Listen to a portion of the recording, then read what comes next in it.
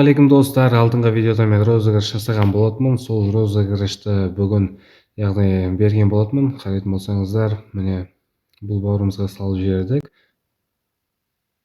Ал енді видеомызды бастайық. Достар, алдыңғы видеода мен осы сайтқа ақша салған болатынмын, жақсы ұстадым.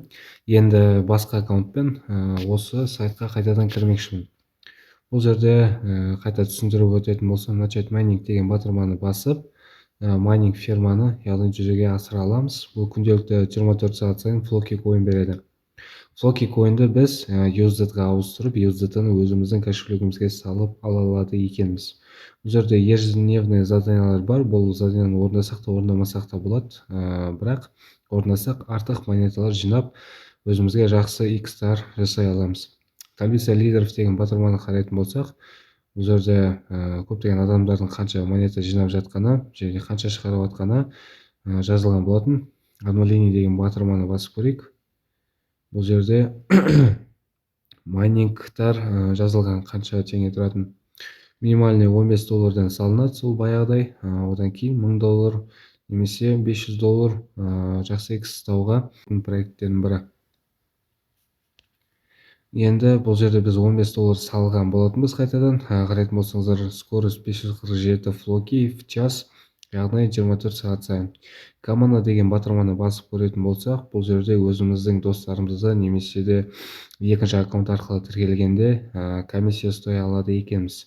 Бұл үшін копировать деген батырманы басып, осы ссылка арқылы, реф-код арқылы тіркелеміз.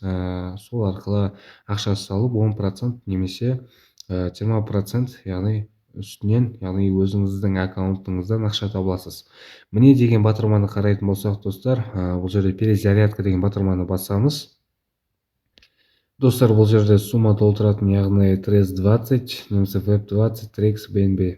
Основной TREX20 мен TREX Binance'да бірде жүретін болады, және BNB монетасы арқылы общий Binance'дан жақсылап толтыра берсеңіздер болады. Бірақ та кейбір случайда Binance'да сәл ошибка ретінде шығып қалуы мүмкін.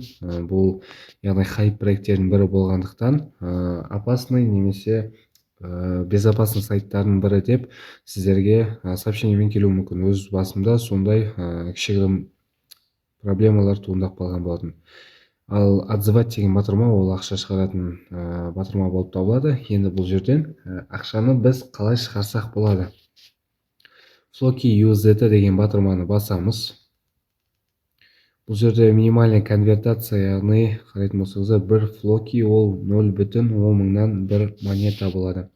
Менде 12 000 монета бар, ол 2,04 $. Поддержать деген батырманы басамыз. 12 000, яғни бұны бір күнде сіздер таба аласыздар ақша салу арқылы.